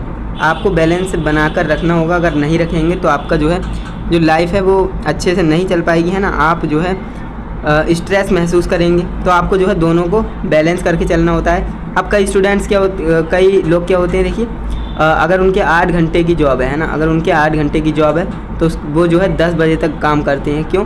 क्योंकि उन्हें ओवर टाइम में ज़्यादा पैसा मिल जाएगा। तो पैसे के चक्कर में ज़्यादा घंटे काम कर रहे हैं, फिर ऐसे में वो अपने फैमिली को टाइम नहीं दे पा रहे हैं, है ना। तो ऐसा नहीं करना है। लेकिन एक बंदा ऐसा है जो कि 8 घंटे की जॉब है तो सिर्फ 8 घंटे ही काम करता है, बाकी का जो टाइम होता है वो अपनी फैमिली के लिए दे रहा है। तो इसमें बैलेंस कौन बनाकर चल रहा है, तो ये वाला बंदा बनाकर चल रहा है ना। तो आपको ऐसा ही करना है, आपको अच्छा कार्य जीवन संतुलन बनाकर रखना है ना। तो ऑप्शन नंबर सी इस क्वेश्चन का राइट आंसर हो जाएगा। नेक्स्ट हमारा क्वेश्चन है, एक रिक्त स्थान पहला दस्तावेज है जिसे नियोक्ता नौकरी के आवेदन की समीक्षा करते समय देखेगा। तो वो क्या होता है, प्रमाण पत्र होता है, बायोडेटा, टिकट या फिर निमंत्रण। तो इसका राइट आंसर क्या हो जाएगा, एंड इसका राइट आंसर भी आप बता पा रहे होंगे, ऑप्शन नंबर बी है ना, बायोडेटा। एक बायोडेटा ऐसा पहला दस्तावेज होता है जिसे नियोक्ता जो नौकरी देता है ना, तो नौकरी के आवेदन की समीक्षा करते समय देखता है। बायोडेटा आपका ज़रूर देखा जाएगा कि आप क्या बायोडेटा क्या होता है, CV या रिज्यूम हो सकता है ना। तो ऑप्शन नंबर बी आपका राइट आंसर हो जाएगा। नेक्स्ट हमारा क्वेश्चन है, बायोडेटा के मुख्य तत्व क्या होते हैं, व्यक्तिगत जानकारी, करियर उद्देश्य, शिक्षा या फिर ये सभी। देखिए मैंने आपको बताया CV या फिर रिज्यूमे है ना, CV या फिर रिज्यूमे, उसमें क्या क्या ज़रूरी है, आपकी पर्सनल डिटेल्स ज़रूरी है ना, व्यक्तिगत जानकारी, करियर ऑब्जेक्ट्स आपके ज़रूरी हैं, एजुकेशन डिटेल्स आपकी ज़रूरी है ना, ये सभी आपका ज़रूरी है। तो ऑप्शन नंबर डी आपका राइट आंसर हो जाएगा। यहाँ तक कोई दिक्कत नहीं होगी, ये क्वेश्चन मैंने आपको समझा ही दिया था। नेक्स्ट क्वेश्चन है, निम्नलिखित में से कौन सा सॉफ्ट स्किल नहीं है। अब यहाँ पर बात कर रहा है सॉफ्ट स्किल नहीं है। तो देखिए दो तरह की स्किल होती हैं, एक होता है सॉफ्ट है ना, और एक होता है हार्ड। दोनों को मैं आपको समझा देता हूँ। सॉफ्ट स्किल क्या होता है, जैसे मान लीजिए आप कंप्यूटर वर्क कर रहे हो है ना, और एक बंदा ऐसा है जो कि मजदूरी वगैरह कर रहा है ना, मजदूरी कर रहा है। तो मैं आपसे पूछूं कि कंप्यूटर वर्क वाले पर ज़्यादा मेहनत का काम है या फिर मजदूरी वाले पर ज़्यादा मेहनत का काम है, तो आप कहेंगे मजदूरी में बहुत ज़्यादा मेहनत लगती है, तो ये मेहनत का काम कर रहा है, जबकि कंप्यूटर वाला बैठे बैठे काम करता है ना। तो यहाँ पर कंप्यूटर वाला क्या हो जाएगा, सॉफ्ट स्किल हो जाएगा है ना, सॉफ्ट स्किल हो जाएगा इसके। और जो मजदूरी वाला काम कर रहा है, मेहनत कर रहा है, तो इसे हम क्या कहते हैं, हार्ड स्किल कहते हैं। क्लियर है, तो ये आपको याद रखना है। अब इसमें बोल रहा है कि सॉफ्ट स्किल नहीं है, तो अगर आपको ये पता है कि सॉफ्ट स्किल क्या होता है, हार्ड स्किल क्या होता है, तो आप इसका जो है आंसर कर सकते हो। समय प्रबंधन, टाइम मैनेजमेंट करना, ये तो हमारी सॉफ्ट स्किल होती है। क्या होती है, सॉफ्ट स्किल होती है ना। संचार कौशल, ये कम्युनिकेशन स्किल क्या होती है, सॉफ्ट स्किल होती है ना। लक्ष्य निर्धारण क्या होती है, सॉफ्ट स्किल होती है ना। लेकिन जो बढ़ई का काम होता है ना, बढ़ई का काम आपने देखा होगा, जो किवाड़ वगैरह बनाते हैं, लकड़ी का काम जो करते हैं ना, तो ये होती है हार्ड स्किल। क्या होती है, हार्ड स्किल। तो इसमें हमसे बोला था सॉफ्ट स्किल नहीं है, यानी हार्ड स्किल है, तो वो ऑप्शन नंबर सी है। तो ऑप्शन नंबर सी इस क्वेश्चन का राइट आंसर हो जाएगा। एंड ये क्वेश्चन कुछ इस तरह से भी आपसे पूछा जाएगा कि निम्नलिखित में से हार्ड स्किल है, तो वो आपको एक 40 WPM इस टाइपिंग स्पीड दे देगा, तो वही राइट आंसर होगा, क्योंकि जो आसानी से ना होता है वही आपकी हार्ड स्किल होती है। तो क्लियर है, सॉफ्ट स्किल और हार्ड स्किल आपको अच्छे से समझ में आ गया होगा, ये क्वेश्चन भी आपको अच्छे से समझ में आ गया होगा। नेक्स्ट हमारा क्वेश्चन है, विमल अपना बायोडेटा अपडेट करना चाहता है, निम्नलिखित में से उसे अपने बायोडेटा में क्या शामिल नहीं करना चाहिए, है ना। विमल क्या कर रहा है, अपने बायोडेटा को अपडेट करना चाहता है। अपडेट की ज़रूरत क्यों होती है, मान लीजिए आपने एक बार CV बना लिया है ना, अभी आपके पास जो CV है बना हुआ, या फिर रिज्यूमे आपके पास अभी जो बना हुआ है, और जब आप ITI पास कर लेंगे है ना, तो आप क्या करेंगे, उसे अपडेट कराएंगे। क्यों, क्योंकि आपको ये उसमें एंटर करना पड़ेगा, उसमें लिखना पड़ेगा कि मैं ITI पास भी हूँ, है ना। तो ये आप क्या कर रहे हो, अपडेट कर रहे हो। तो यही इससे बोला जा रहा है, विमल ने क्या किया, इसके पास कोई एक्सपीरियंस या फिर कोई एजुकेशन क्वालिफिकेशन बढ़ गई होगी, तो ये क्या कर रहा है, अपने बायोडेटा को अपडेट कराना चाहता है, अपने CV को, अपने रिज्यूमे को अपडेट कराना चाहता है। निम्नलिखित में से उसे बायोडेटा में क्या शामिल नहीं करना चाहिए, ये हमें बताना है। तो देखिए नाम वो एडिट करा सकता है, बिल्कुल करा सकता है, इसकी ज़रूरत भी होती है। जन्म तिथि, इसकी भी ज़रूरत होती है, ये एडिट करा सकता है। योग्यता में भी वो बदलाव कर सकता है, अपडेट कर सकता है। लेकिन जो वेतन अपेक्षाएं हैं ना, सैलरी एक्सपेक्टेशन, ये उसे नहीं बतानी है, क्योंकि आप जो है CV पे ये नहीं लिख सकते कि मुझे इतने हज़ार की जॉब चाहिए, 50,000 या 60,000 की मुझे जॉब चाहिए, तो आप ये सैलरी एक्सपेक्टेशन नहीं बता सकते। तो ऑप्शन नंबर ए इस क्वेश्चन का राइट आंसर हो जाएगा। तो ध्यान रखिएगा, आप अपने रिज्यूमे में कभी भी सैलरी एक्सपेक्टेशन यानी वेतन अपेक्षाएँ ना रखें तो बेहतर है ना। नेक्स्ट आपका क्वेश्चन है, हैरी को सर्किट और वायरिंग का ज्ञान है। हैरी एक लड़का है जिसे सर्किट और वायरिंग का ज्ञान है। अब आप खुद ही बताइए, सर्किट और वायरिंग का ज्ञान है, यानी ये क्या है, एक तरह से इलेक्ट्रीशियन का काम जानता है ना। तो वह किस कंपनी में अप्लाई कर सकता है, आवेदन कर सकता है, ब्यूटिशियन, प्लम्बर, फिटर या इलेक्ट्रीशियन। अब देखिए ब्यूटिशियन में कौन कर सकता है, जो ब्यूटी वगैरह का काम जानता हो। प्लम्बर में प्लम्बर वाला कर सकता है ना। फिटर में फिटर वाला। लेकिन इलेक्ट्रीशियन का काम जानता है हैरी, क्या जानता है, सर्किट और वायरिंग जानता है, यानी कि इलेक्ट्रीशियन का काम जानता है तो वो कौन सी कंपनी में अप्लाई करेगा, इलेक्ट्रीशियन वाली कंपनी में अप्लाई करेगा। तो ऑप्शन नंबर डी हमारा राइट आंसर होगा। नेक्स्ट क्वेश्चन हमारा है रिक्त स्थान यह जांचने की औपचारिक प्रक्रिया है कि उम्मीदवार नौकरी के लिए उपयुक्त है या नहीं, है ना। तो वो क्या साक्षात्कार हो जाएगा, अभ्यास, परीक्षा या फिर पढ़ना। तो इसका राइट आंसर क्या हो जाएगा, तो इसका राइट आंसर भी आप बता पा रहे होंगे ऑप्शन नंबर ए। देखिए साक्षात्कार जरूरी है। अब ये इसका मतलब होता है इंटरव्यू। मैंने आपको बताया साक्षात्कार को इंग्लिश में इंटरव्यू कहते हैं। तो इंटरव्यू यह जांचने की औपचारिक प्रक्रिया है कि उम्मीदवार नौकरी के लिए उपयुक्त है या नहीं। यानी कि कोई कंपनी है ना, मान लीजिए कोई कंपनी है, आप जा रहे हो जॉब के लिए, तो वो कंपनी वाला करेगा क्या, आपका इंटरव्यू लेगा। इंटरव्यू क्यों लेते हैं, तो आपको जांचने के लिए कि आप जो है इस कंपनी में काम करने के लायक हो या नहीं। तो ये जांचने के लिए आपको जो है जॉब से पहले इंटरव्यू देना पड़ता है एंड इंटरव्यू पास भी करना पड़ता है। तो ये इससे बोला जा रहा है कि क्या है, तो परीक्षा नहीं है, अभ्यास नहीं है, पढ़ना नहीं है, वो है इंटरव्यू, है ना। इंटरव्यू देना ज़रूरी होता है क्योंकि उससे जाँच होती है कि आप जो है उपयुक्त हैं या नहीं। तो ऑप्शन नंबर ए इस क्वेश्चन का राइट आंसर होगा। नेक्स्ट हमारा क्वेश्चन है जो कि हमसे कह रहा है निम्नलिखित में से कौन सा साक्षात्कार कौशल नहीं है। यहाँ पर बात कर रहा है कि साक्षात्कार कौशल नहीं है ना। तो वो स्पष्ट संचार होगा, चित्रकारी होगा, सक्रिय सुनना होगा या फिर आत्मविश्वास होगा। तो देखिए जो आपका स्पष्ट संचार है यानी क्लियर कम्युनिकेशन है, ये तो ज़रूरी है ना, ये आपका साक्षात्कार कौशल होता है ना, तो ये तो होगा। सक्रिय सुनना, एक्टिव लिसनिंग आपकी होनी चाहिए, तो ये आपका क्या है, साक्षात्कार कौशल है, तो बिल्कुल है। आत्मविश्वास, कॉन्फिडेंस, आपके अंदर कॉन्फिडेंस है, इसका मतलब आपके पास साक्षात्कार कौशल है, ये भी आपका ज़रूरी है। लेकिन जो चित्रकारी है ना, पेंटिंग, अब मान लीजिए आपको पेंटिंग नहीं आती है तो क्या आपको जॉब नहीं लगेगी, ऐसा नहीं होता है ना। तो ऑप्शन नंबर 20 का राइट होगा। तो ये चित्रकारी जो है साक्षात्कार कौशल नहीं होता है ना। इंटरव्यू में ज़रूरी नहीं कि आपको ड्राइंग या फिर चित्रकारी आती है तभी आपको जॉब मिले, क्योंकि हर किसी को ड्राइंग आना, चित्रकारी आना ज़रूरी नहीं है ना। तो ऑप्शन नंबर बी आपका राइट हो जाएगा। नेक्स्ट आपका क्वेश्चन है साक्षात्कार में निम्नलिखित में से कौन से अच्छे शिष्टाचार हैं। आँख से आँख न मिलाना, या फिर बहुत तेज़ बोलना, या फिर कम बोलना, या फिर समय पर होना, या फिर चिड़ होना यानी चिड़चिड़ा होना। तो इसका राइट आंसर क्या होगा, तो बिल्कुल सही, जो भी ऑप्शन नंबर सी लगा रहे हैं बिल्कुल सही। साक्षात्कार में निम्नलिखित में से सबसे अच्छे शिष्टाचार होता है कि समय पर होना। आपको जो है समय से पहुंचना बहुत ज़रूरी होता है इंटरव्यू में। अगर आप लेट जा रहे हो है ना, तो आपका इंटरव्यू भी कैंसिल हो सकता है, आपको रिजेक्ट भी कर सकते हैं। तो ऑप्शन नंबर सी हमारा राइट आंसर हो जाएगा। क्लियर है, तो यहाँ तक आपको कोई भी समस्या नहीं हो रही होगी जितने भी मैंने क्वेश्चंस को आपको एक्सप्लेन किया है। यहाँ पर नेक्स्ट क्वेश्चन हमसे कह रहा है कि साक्षात्कारकर्ता ने राहुल से कुछ दिन प्रतीक्षा करने को कहा। कुछ दिनों बाद राहुल क्या कर सकता है ना, कुछ दिनों तक राहुल क्या कर सकता है, तो फ़ोन कॉल या फिर ईमेल से नियोक्ता से संपर्क करे, या फिर उम्मीद छोड़ दे, या फिर कभी फ़ोन ना करे, या फिर अपने दोस्तों से मिले। अब देखिए जिसने राहुल का इंटरव्यू लिया है उसने बोला राहुल को कि 2 या 3 दिन बाद, यानी कुछ दिन की प्रतीक्षा करने के लिए, कुछ दिन का वेट करने के लिए उसे बोला है ना। तो अब राहुल को क्या करना चाहिए, अब मान लीजिए वो कुछ दिन बोला है तो कुछ दिन खाली तो नहीं बैठ सकता है ना, तो वो करेगा क्या, तो क्या वो फ़ोन कॉल या तो देखिए उम्मीद छोड़ दे, उम्मीद तो नहीं छोड़ सकता कि जॉब लगी या नहीं, है ना। तो देखिए होता क्या है, आप किसी कंपनी में जाते हो, इंटरव्यू देते हो, तो वहाँ पर ऐसा नहीं कि जस्ट आपको बता देंगे कि आपका सिलेक्शन हो गया, तो आपसे जो है 1 से 2 दिन या 3 दिन भी लग जाते हैं आपके रिजल्ट को डिक्लेयर करने में, है ना। कभी फ़ोन ना करेगा तो उसे पता ही नहीं लगेगा कि सिलेक्शन हुआ या नहीं हुआ, रिजल्ट, है ना।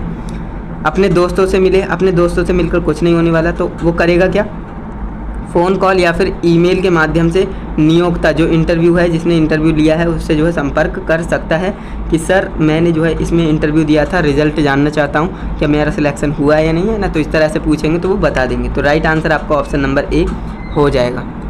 नेक्स्ट आपका क्वेश्चन है सीमा एक साक्षात्कार में भाग ले रही है, साक्षात्कार के लिए उसे क्या ले जाना चाहिए, है ना। बायोडेटा, प्रमाण पत्र, पहचान पत्र, या फिर ये सभी। तो सीमा इंटरव्यू के लिए जा रही है, तो सीमा को क्या लेकर जाना है ना। तो सीमा को बायोडेटा, प्रमाण पत्र, पहचान पत्र, बिल्कुल सही, ये सभी कुछ लेकर जाना है। तो ऑप्शन नंबर डी हमारा राइट आंसर हो जाएगा। तो सीमा को बोल देना कि सभी कुछ लेकर जाए। नेक्स्ट क्वेश्चन की हम बात कर लेते हैं भैया। नेक्स्ट हमारा क्वेश्चन क्या है, तो पढ़िएगा नेक्स्ट क्वेश्चन। साक्षात्कारकर्ता उम्मीदवारों से निम्नलिखित में से क्या अपेक्षा करेगा। जो इंटरव्यू ले रहा होगा वो उम्मीदवारों से क्या अपेक्षा करेगा, उसके पास क्या होना चाहिए, सॉफ्ट स्किल होने चाहिए, अच्छे सॉफ्ट स्किल, अच्छा खाना बनाना आना चाहिए, या फिर अच्छा गाना गाना आना चाहिए, या फिर पेंटिंग आनी चाहिए। तो देखिए जो इंटरव्यू ले रहा है ना वो आपसे क्या अपेक्षा रखेगा, तो वो आपसे चाहेगा कि आपके पास सॉफ्ट स्किल होनी चाहिए, गुड सॉफ्ट स्किल होनी चाहिए। खाना बनाने से कोई मतलब नहीं, गाना गाना, पेंटिंग करना है ना, ये तो ऑप्शन बिल्कुल ऑड दे रखे हैं। तो आपका right answer option number A हो जाएगा। यहाँ तक क्लियर है, बिल्कुल अच्छे से क्लियर होगा, कोई भी दिक्कत यहाँ तक नहीं होगी, है ना।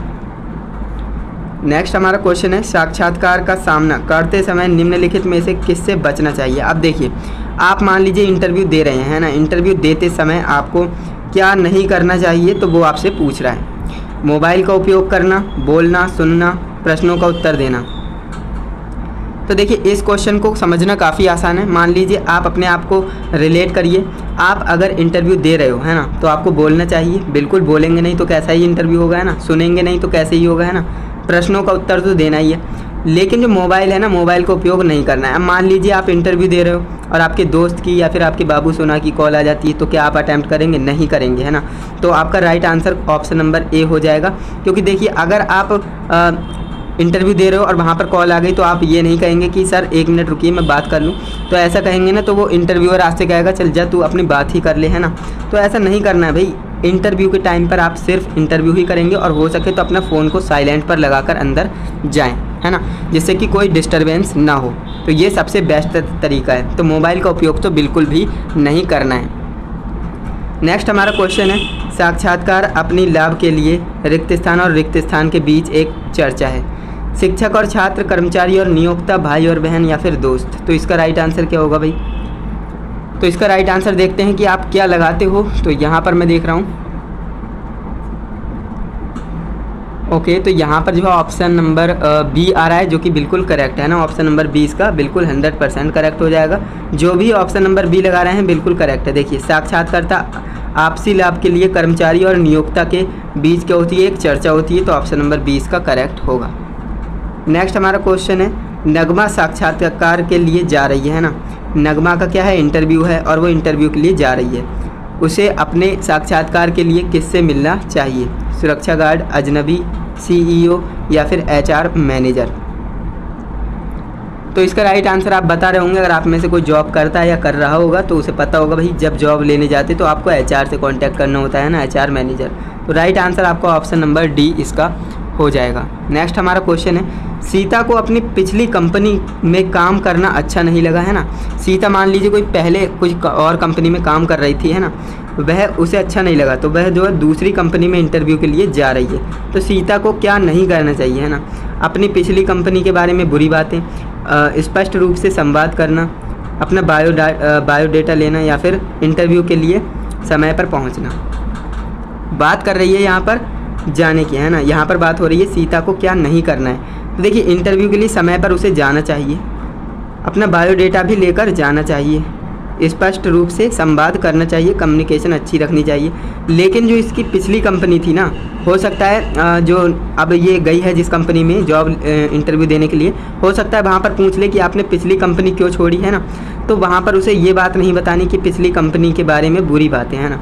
अब सीता अगर इस तरह से बोलेगी कि पिछली कंपनी ऐसी थी वैसी थी, बुराई करने लगेगी, है ना, तो जो इंटरव्यू ले रहा है ना वो ये सोचेगा कि मान लीजिए कल को ये हमारी कंपनी छोड़ती है तो हमारी कंपनी के बारे में भी बुरी बातें कहेगी, है ना।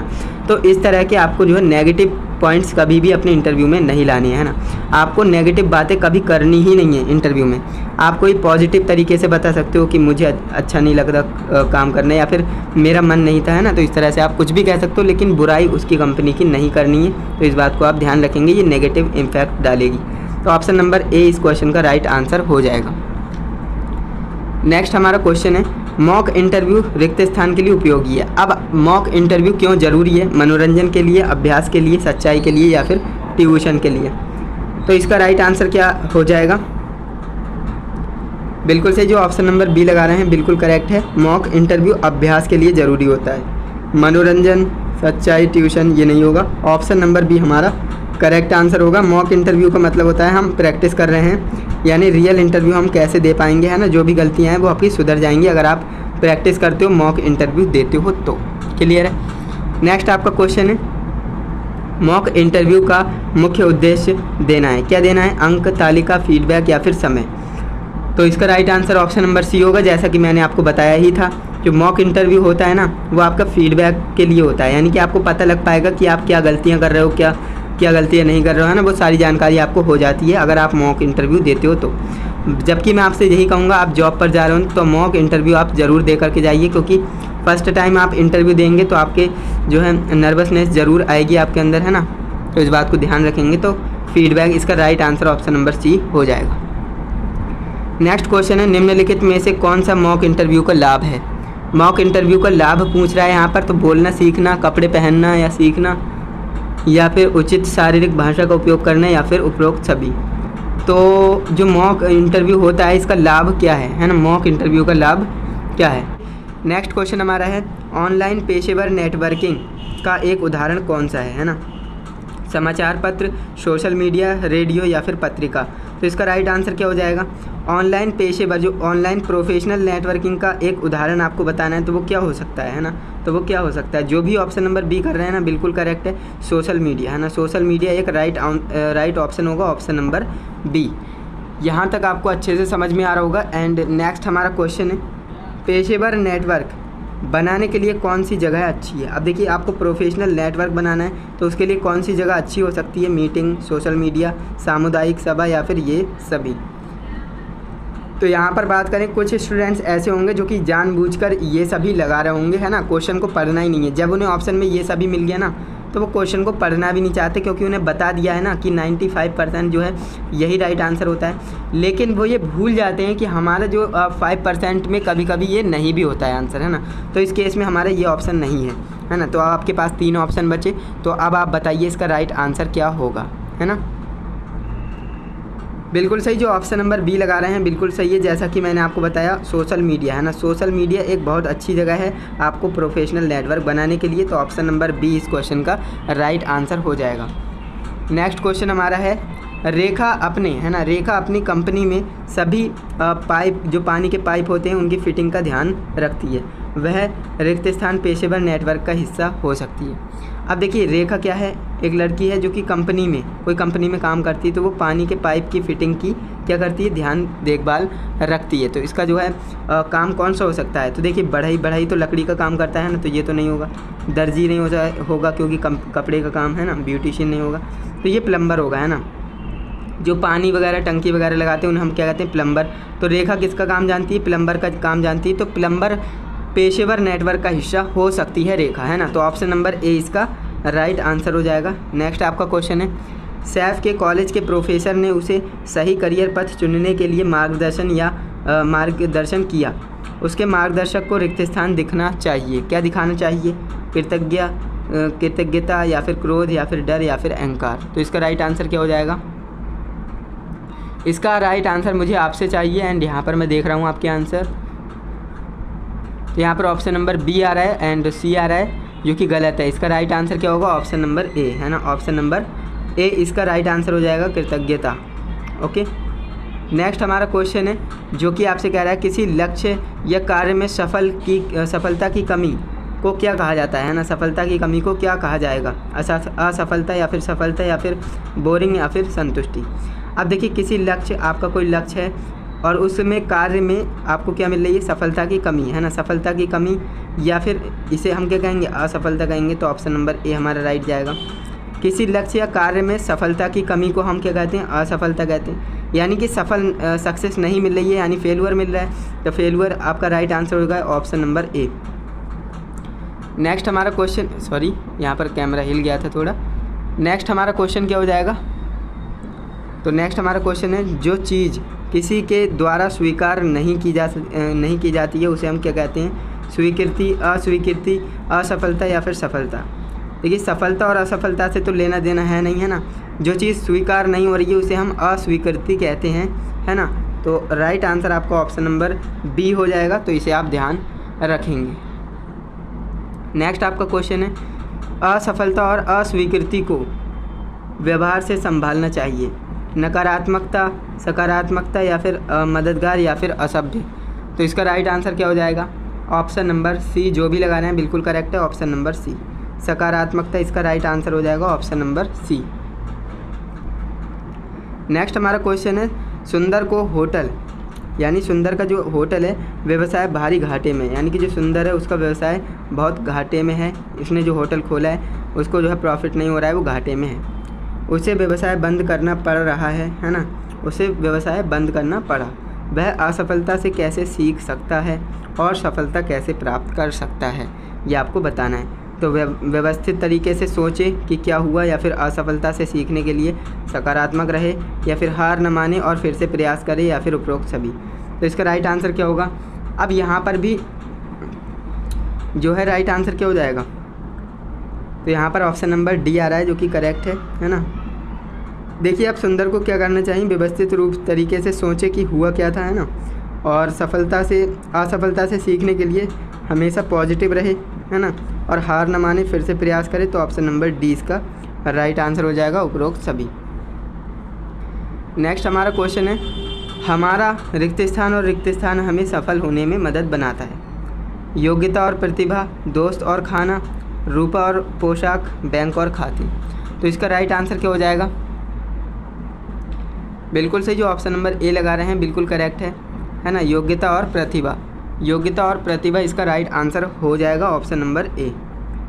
नेक्स्ट क्वेश्चन है, रिक्त स्थान काम की वास्तविक दुनिया का अनुभव करने में मदद करता है। इंटरव्यू, उद्योग का दौरा और मार्केट स्कैन, या फिर मॉक इंटरव्यू, या फिर विफलता। तो इसका राइट आंसर क्या हो जाएगा भाई? ऑप्शन नंबर बी इसका राइट होगा, है ना। उद्योग का दौरा, मार्केट स्कैन। जो मार्केट स्कैन के बारे में मैंने आपको बता रखा है। उद्योग का दौरा आपको बता देता हूँ क्या होता है। आपके कॉलेज से, है ना, आपकी ITI में जब आप कोर्स कंप्लीट कर लेंगे, आप जाएंगे इंडस्ट्री विजिट के लिए, है ना। इंडस्ट्री विजिट के लिए आप जाएंगे, तो वहाँ पर क्या होगा, आपको कंपनी जो इंडस्ट्री होगी उसमें कैसी कैसी मशीनें हैं, कैसे काम करती हैं, और वहाँ पे एम्प्लॉयज़ जो हैं कैसे काम कर रहे हैं, वो सारी कुछ दिखाया जाएगा। तो उसे हम क्या कहते हैं? उद्योग का दौरा, जिसे हम इंग्लिश में क्या कहते हैं? इंडस्ट्री विजिट, है ना। तो ऑप्शन नंबर बी हमारा राइट आंसर होगा। नेक्स्ट हमारा जो है, इसमें आपको समझ में आ गया होगा कि काम की वास्तविक दुनिया को जानना है ना, तो आपको क्या करना होगा? तो आपको इंडस्ट्री विजिट करना होगा। नेक्स्ट हमारा क्वेश्चन है, उद्योग के दौरे को क्या लाभ है? जो आप इंडस्ट्री विजिट करने जाते हो तो इसका क्या लाभ है ना, तो ये आपको बताना है। परिवार से बात करने का मौका मिलता है, दोस्तों से बात करने का मौका मिलता है, विशेषज्ञों से बात करने का मौका मिलता है, या फिर शिक्षकों से बात करने का मौका मिलता है। तो इसका राइट आंसर क्या होगा? तो देखिए, उद्योग का द्वारा इंडस्ट्री में आप जब इंडस्ट्री विजिट करने जा रहे हो तो परिवार से तो बात नहीं करोगे, दोस्तों से, है ना, शिक्षकों से। तो राइट आंसर आपका ऑप्शन नंबर सी होगा, है ना। जो विशेषज्ञ किसे कहते हैं? एक्सपर्ट्स, है ना। जो वहाँ के एक्सपर्ट्स हैं, काम कर रहे हैं, तो उनसे बात करने का आपको मौका मिलेगा। ऑप्शन नंबर सी आपका राइट आंसर हो जाएगा। नेक्स्ट आपका क्वेश्चन है, राजी एक कुकिंग स्कूल में शेफ़ बनने की पढ़ाई कर रहा है ना। राजी क्या कर रहा है? एक कुकिंग स्कूल में शेफ़ बनने की पढ़ाई कर रहा है। उद्योग के दौरे के लिए उसे कौन सी जगह उपयुक्त होगी? ब्रेड फैक्ट्री, या फिर पेंट फैक्ट्री, या फिर खिलौना फैक्ट्री, या फिर केमिकल फैक्ट्री। तो देखिए, जो राजी है उसे कौन सी इंडस्ट्री विजिट करना चाहिए, है ना, तो ये हमें बताना है। देखिए, पेंट फैक्ट्री तो नहीं करना है, जो पेंटर है उसके लिए एक लाभकारी होगा, लेकिन राजी के लिए नहीं। केमिकल, जो दवाई वगैरह बनती है, तो वहाँ तो जो मेडिकल स्टूडेंट्स है वो जा सकते हैं, उन्हें फ़ायदा मिलेगा। खिलौना फैक्ट्री नहीं जाएगा, वो जाएगा ब्रेड फैक्ट्री, है ना। ब्रेड फैक्ट्री में क्या ब्रेड बनाए जाते होंगे, तो वो जो है कुकिंग का वैसे भी काम जानता है, तो यहाँ पर उसे बेनिफिट मिलेगा। तो ऑप्शन नंबर ए इसका राइट आंसर हो जाएगा। नेक्स्ट क्वेश्चन की हम बात कर लेते हैं भाई। नेक्स्ट क्वेश्चन हमारा है, जो कि आपसे कह रहा है कि उद्योग के दौरे के दौरान, है ना, जो इंडस्ट्री विजिट के दौरान ध्यान देने वाली एक महत्वपूर्ण बात कौन सी है? कैंटीन का खाना, रंग, या फिर कर्मचारी का व्यवहार, या फिर जनरेटर। तो देखिए, इसका राइट आंसर काफ़ी आसान है, आपको सोचना चाहिए। मान लीजिए आप इंडस्ट्री विजिट करने गए हो, तो आप किस चीज़ पर ज़्यादा ध्यान देंगे? क्या आप कैंटीन का खाना देखेंगे कि खाने में कैसा था, नमक तेज़ था या कम था, है ना, तो ये आप तो नहीं देखने चाह रहे हो। कुछ स्टूडेंट्स ऐसे होते हैं जो कि सिर्फ मज़े में जाते हैं, है ना। उन्हें क्या होता है, उन्हें इंडस्ट्री विजिट से कोई मतलब नहीं है, वो वहाँ पर जाएंगे, खाना पीना खाएंगे, है ना, घूमेंगे, इधर उधर की चीज़ें देखेंगे, लेकिन मेन पर्पस क्या है उन्हें पता ही नहीं होता है ना। तो खाने पर ध्यान नहीं देना है हमें, रंग रूप से कुछ लेना देना नहीं है, कर्मचारियों का व्यवहार और जनरेटर। देखिए, जनरेटर का भी यहाँ पर कुछ लेना देना नहीं है, आपको जो है कर्मचारियों का व्यवहार देखना है, जो वहाँ पर एम्प्लॉयज़ जो वहाँ पर काम कर रहे हैं, है ना, उनका आपको व्यवहार देखना है कि किस तरह से उनका व्यवहार है। तो ऑप्शन नंबर सी इसका राइट आंसर हो जाएगा। नेक्स्ट आपका क्वेश्चन है, उद्योग भ्रमण के दौरान भी अवसर मिलते हैं। कौन से अवसर मिलते हैं? खेलना, खाना बनाना, पेंटिंग, या फिर इंटर्नशिप। अब देखिए आप इंडस्ट्री विजिट करने जाते हो ना, तो आप वहाँ पर इंडस्ट्री विजिट करने जाते हो तो वहाँ पर आपको इंटर्नशिप का मौका भी मिल सकता है। आप कहीं इंडस्ट्री विजिट करने गए तो वहाँ पर आपको इंटर्नशिप का मौका भी मिल सकता है। तो ऑप्शन नंबर डी इसका राइट आंसर हो जाएगा। खेलना, पेंटिंग करना, खाना बनाना ये राइट आंसर नहीं है, जो कि बिल्कुल और ऑप्शन से दे देते हैं, है ना।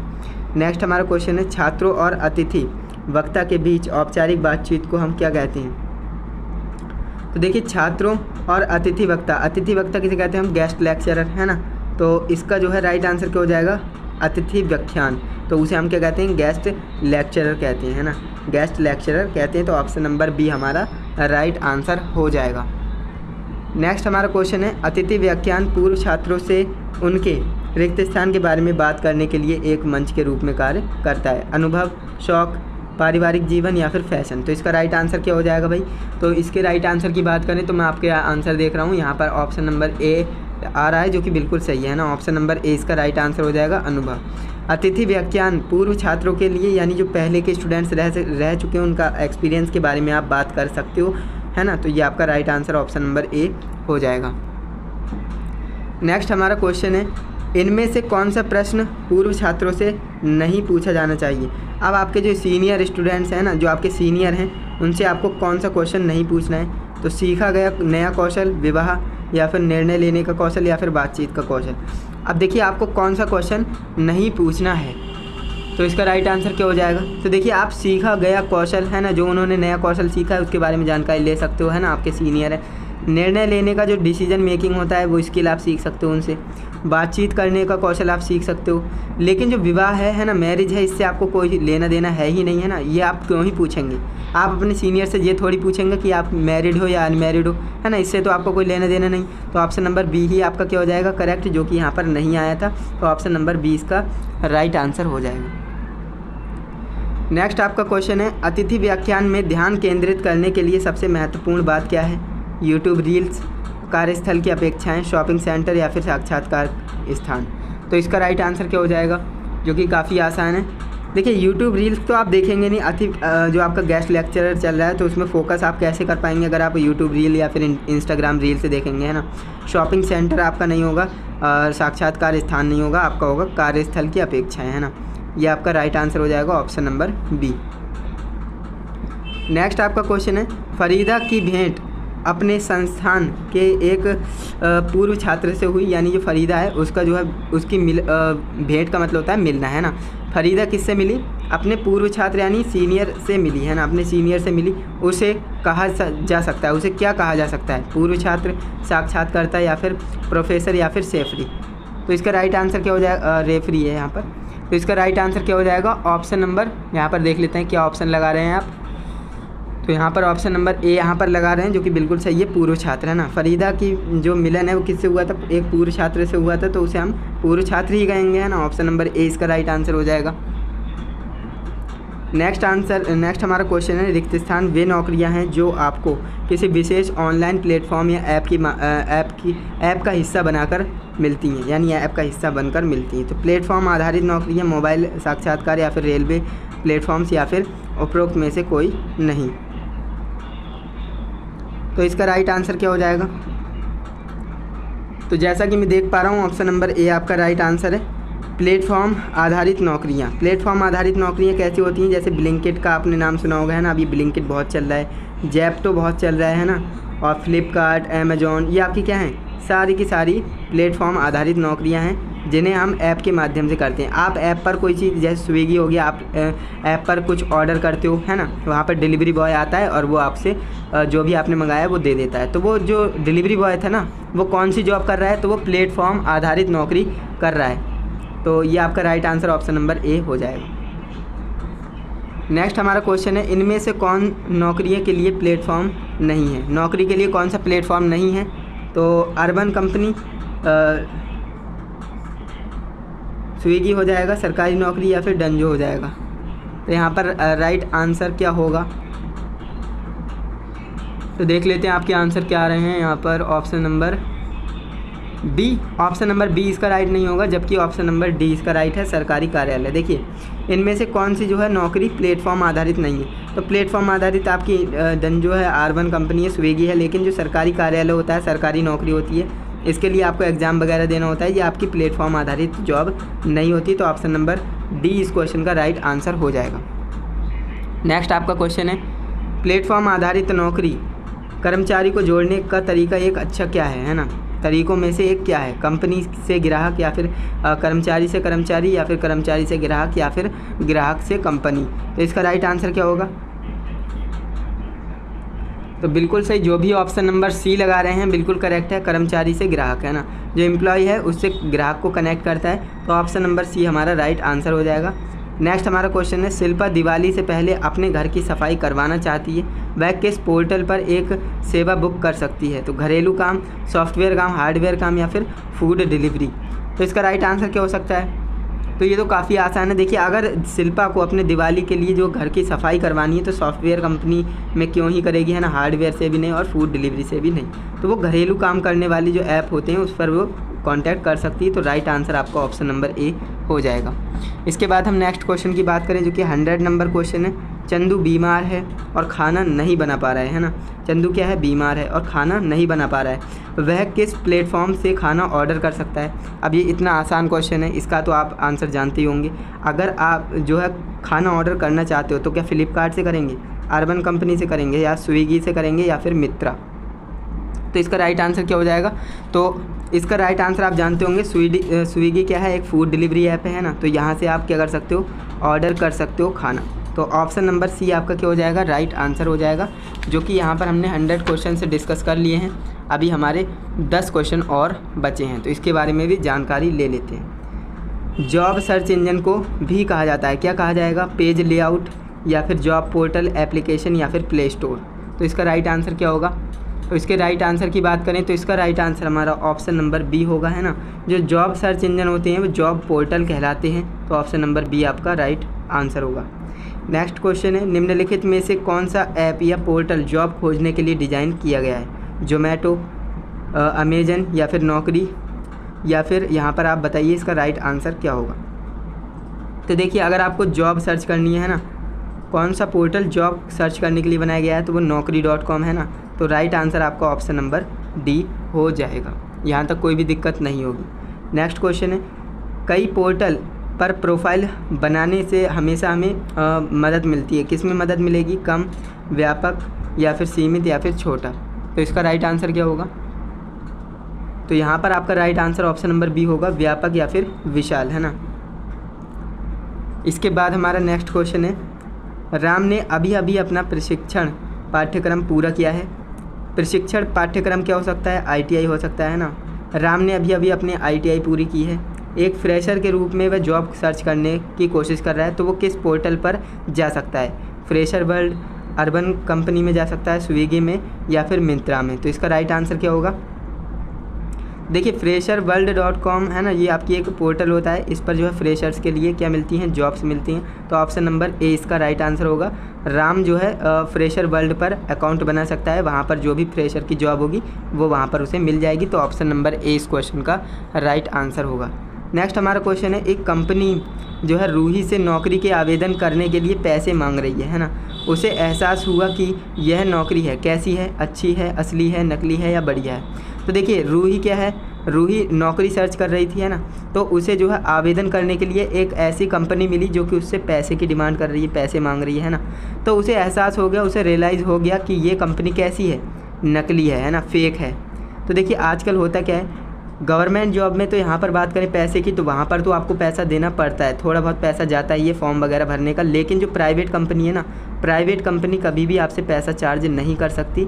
अगर कोई प्राइवेट कंपनी आपसे पैसा चार्ज कर रही है तो आपको समझ जाना है कि वो कैसी है, फ्रॉड है, फेक है ना। तो जो रूही है उसने पहले ही समझ लिया कि ये कंपनी क्या है, फेक है, एंड वो बच गई। तो इसीलिए कहते हैं आपको जो है ये जानकारी होनी चाहिए जिससे कि आपके साथ फ्रॉड ना हो पाए। तो इसका राइट आंसर आपका ऑप्शन नंबर सी हो जाएगा। नेक्स्ट क्वेश्चन की बात कर लेते हैं। नेक्स्ट हमारा क्वेश्चन है, NAPS का पूरा नाम। NAPS की फुल फॉर्म यहाँ पर आपसे पूछी जा रही है, जो कि क्या होती है, नेशनल अप्रेंटिस पोर्टल स्कीम, है ना। तो यहाँ पर बात करें नेशनल अप्रेंटिस, नेशनल का मतलब राष्ट्रीय, अप्रेंटिस मतलब यहाँ पर बात करें शिक्षुता, और पोर्टल यहाँ पर क्या हो जाएगा, प्रोत्साहन और योजना। तो ऑप्शन नंबर बी आपका क्या हो जाएगा, करेक्ट आंसर हो जाएगा। यहाँ पर बात करें आपके एग्ज़ाम में इंग्लिश में भी आएगी तो आपको जो है पहचानने में ज़्यादा आसानी हो जाएगी, तो ऑप्शन नंबर बी इसका राइट आंसर होगा। इसके बाद नेक्स्ट हमारा क्वेश्चन है NAPS भारत सरकार द्वारा रिक्त स्थान के माध्यम से प्रशिक्षण प्रदान करने की एक योजना है। तो NAPS क्या है, मैंने फुल फॉर्म बता दी, नेशनल अप्रेंटिस पोर्टल स्कीम है ना। इसका राइट आंसर क्या हो जाएगा, नियोक्ता शिक्षक या फिर प्रशिक्षक या फिर प्रोफेसर। तो बिल्कुल सही, जो ऑप्शन नंबर ए लगा रहे हैं बिल्कुल सही है, नियोक्ता है ना, नियोक्ता इसका राइट आंसर हो जाएगा ऑप्शन नंबर ए।